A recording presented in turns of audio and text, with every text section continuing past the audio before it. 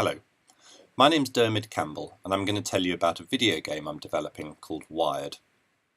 This game is designed to teach people about electricity. Now, the original motivation behind the project is that the UK has a shortage of engineers. So the idea was to build a video game that tried to encourage more teenagers into engineering. And we do that by allowing them to experience the buzz you get from solving an engineering problem, and also at the same time trying to teach them something that they may be finding difficult at school, but in a fun and interesting way. One thing that distinguishes this project from other educational games is that it's not designed to be delivered through the classroom. Instead, the plan is to put the game up on gaming websites so that people can choose to download and play it, perhaps instead of some other game they were going to play. But this does mean it needs to be fun, and I mean kind of like genuinely fun. And I'm reminded of a quote, if kids knew as much about physics as they know about Minecraft, we wouldn't have a shortage of engineers. And that's a quote from me from a few months ago. So why make a video game? Well, video games are very visual and they're interactive, and this means that we can visualize concepts which might be invisible in the real world, so forces, for example. And every time we interact with a system like this, we're effectively asking a question. We're saying, what would happen if I were to whatever? Now, obviously, there are lots of simulations out there on the web of physical systems. This one I was showing here is from the University of Colorado, and these are great for playing around with. But video games have some added bonuses as well. They allow us to structure a set of challenges which introduce one concept at a time, and also give the player lots and lots of practice with each new concept they encounter. So on the second-by-second time frame, we have something called juice. So juice is the kind of ring when Mario picks up a coin, or the hoop when the player jumps. It's that visual and audio feedback you get from every tiny little interaction with a game that makes them feel so satisfying. So on the minute-by-minute time scale, we have the idea of challenges and rewards. So people may solve a puzzle and then they feel good from having solved it, and that reveals more of the game. And then on a time frame of hours, if you want to, you can have a story in the game as well, which pulls the player in emotionally and motivates them to see the game through to the end. And finally, video games can be delivered digitally and they're completely self-contained. So you don't need a good physics teacher putting everything in context, and people can work through it at their own pace. Why focus on electricity? Well, for many physical phenomena, we have a very direct experience of them. So, for example, moments or projectiles. And this means that when we come to learn the equations that govern these systems, we already have a very strong intuition about how the systems behave, and that intuition guides us in how to apply the equations to solve problems. But electricity is invisible, and we don't play around with it in the same kind of way, so people simply don't have that kind of intuition. And we can tell people that electricity is kind of like water in your pipes in your central heating system, and they go, oh right, I see. And then they sort of realise that they don't really understand how water in pipes behaves either, beyond the notion that it flows through them in some way. I think I can summarise the core tricky problem here with a circuit diagram. Now, don't worry if you're not very familiar with circuit diagrams. I think this example will still be illuminating. Here we have a circuit with a 1-volt battery and 3 bulbs. Now, these bulbs happen to have a resistance of 1 ohm. So these bulbs will be glowing away, and then let's suppose that one of the bulbs breaks. So we now have a gap in the circuit.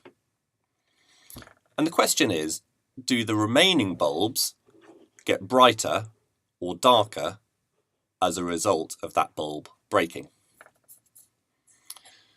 So this feels like quite a straightforward problem, and I suppose you would expect that anyone who's familiar with electricity would just immediately be able to say, oh yes, well obviously this is the answer. But actually it's not that obvious. So how do we go about solving this kind of problem? Well, the way we're taught in schools is that we write out the equations and do some algebra and come up with the answer. And this is fine, but it doesn't really fall into the category of fun that I was trying to get at earlier. So a different way of looking at circuits was developed by a researcher called Peter Cheng, and this is called Avau diagrams. And the idea here is that every bulb, in this case, can be represented by a rectangle, with the current flowing through it being its width and the voltage across it being its height. Now in our case, we don't know the voltage and current for this bulb, but that's what we're trying to find out. But because they're 1 ohm, we do know that the voltage and the current will be the same in this case. So this will be a square. And the way we construct an Avau diagram is that we place the squares in the same configuration that the circuit is in, and we stack them up and change their sizes so that we end up with a rectangle with no gaps in it. So we can now say that the total height of the rectangle is 1 volt, because our battery was 1 volt. And this means that we can just look at the diagram and say, well, these are squares, so surely this then must be 1/3 of a volt, this is 2/3 of a volt, this will be 2/3 of an amp flowing through this one. And we can do the same kind of thing with the bottom circuit. In this case, there's just 2 bulbs, and they appear on top of each other, and so they must be 1/2 a volt each across them, or 1/2 an amp flowing through them. And now we can answer our question. We can say, well, this bulb started off with a small square and is now a bigger square, so it's got a bigger current flowing through it, so this top bulb got brighter. And this bulb started off with a big square, and the square got smaller, so this bulb must have got darker. So once we get familiar with these diagrams, it allows us to answer these kinds of questions in an intuitive way without having to do any algebra. Okay, let's have a look at the game.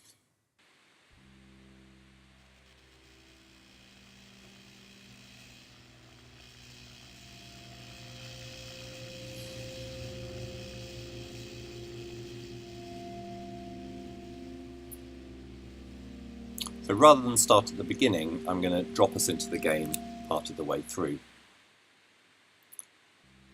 So the game is fundamentally a platformer game. The player controls this character who can run around and jump and climb ladders. But the way out of this room is blocked by this great big door here, which is attached to a machine.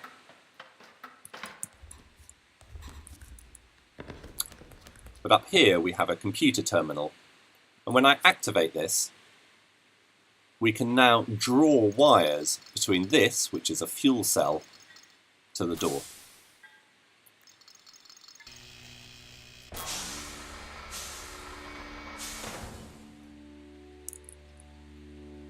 As soon as we do this, the door opens.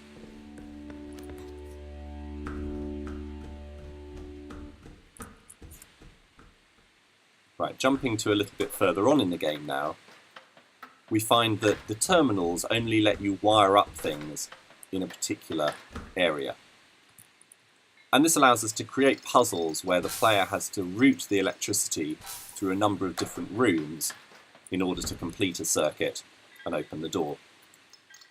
And this is important because it really cements the notion of what a circuit is, because there's lots of ways to wire this up incorrectly. So for example, if I were to bring this wire across here, as soon as it connects we can see where the electricity is flowing, and we can see actually that this will make a short circuit if I were to connect it. Let's just do that.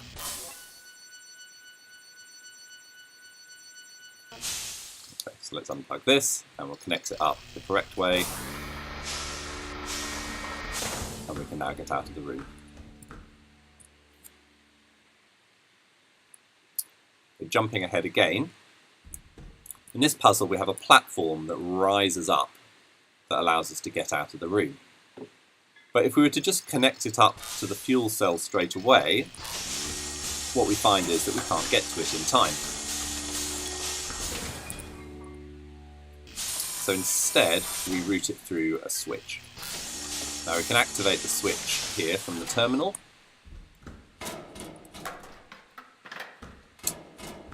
Or we can physically pull it like this.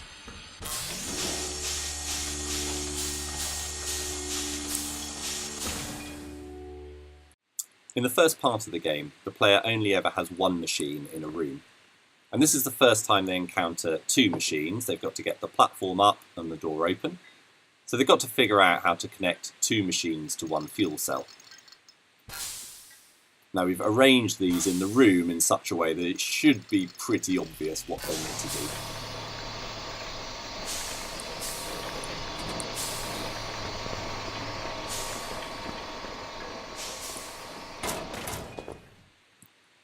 So this is an almost identical puzzle.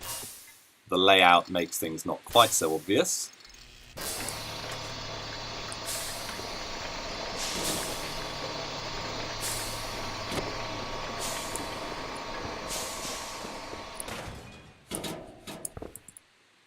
And here's another example.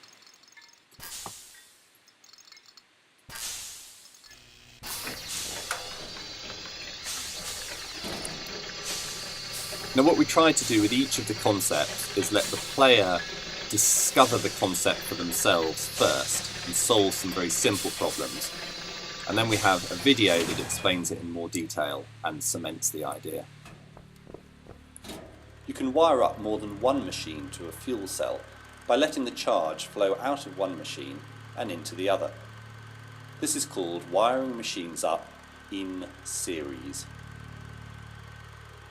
There then follows a series of puzzles where the player has to wire up various things in series. And we can point out there that the more things they have wired up in series, the slower the machines move. The other thing we point out is that every machine has something called a power square next to it. So we can see these here. And these show how much power is being delivered to the machines. These power squares are also shown inside the fuel cell. And if machines are wired up in series, the power squares are always placed on top of each other. And the reasoning then goes that in order to fit inside the fuel cell, the squares have to be made smaller, which is why the machines are getting less power. So if I were to just wire up one of the machines, that could be a full height square, and the machine would get much more power.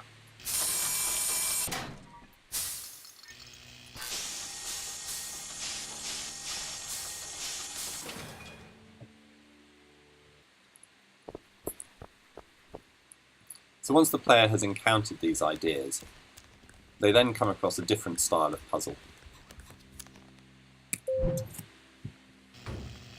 So here, the player can place mechanical squares into the wall. And what they've got to try and do is match the pattern of these metal frames here.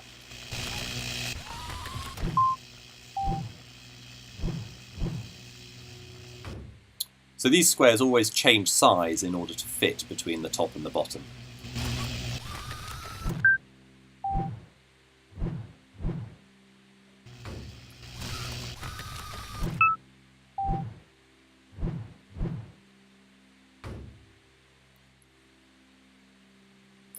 So while these are a very different kind of puzzle than the ones the player has been doing up to now, what they're actually doing is interacting with an Avau diagram. So if you look at the blue sort of sparky lines which are on top of the squares, you can see that this is actually a circuit diagram. And the metal squares behind each component is a measure of the voltage across that component and the current flowing through it. And these are all 1 ohm components because these are all squares.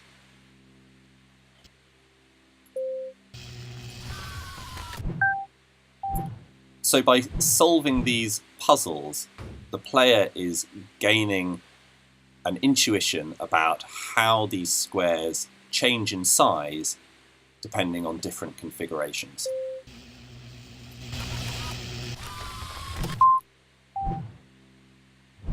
And we then tell them that placing squares on top of each other is like wiring components up in series, and placing components next to each other is like wiring them up in parallel, which is something they encounter later on.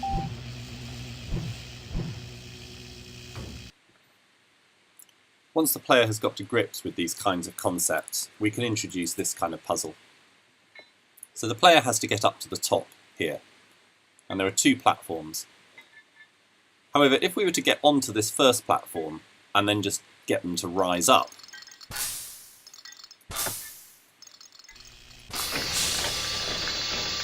we find that we're never able to jump from this platform to that platform because it's too far. So we need a different strategy. What we can do is slow this second one down. And we do that by putting it in series with a resistor.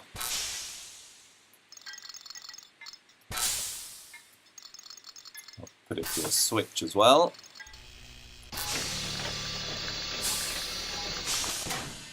And we can put the other platform in parallel with those. So now when I activate the switch,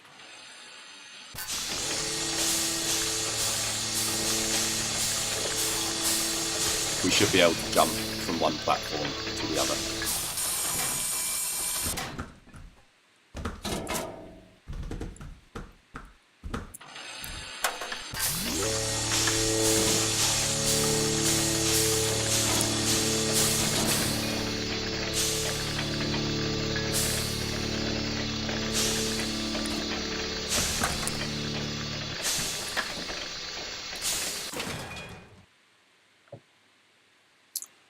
So there are a load of other different kinds of machines in the game as well.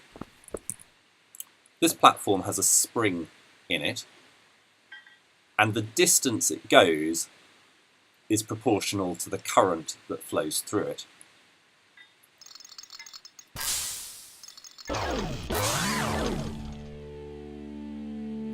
And if we reverse the current,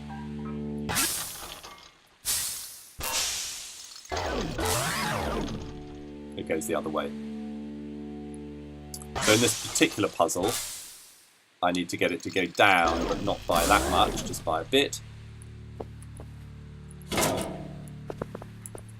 And then we need it to go up. We're trying to get out through that door here.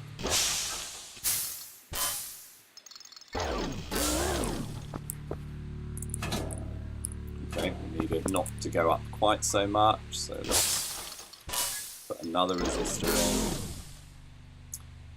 So we can see that this platform also has numbers on it. So this allows us to talk about voltages and currents in a more quantitative way.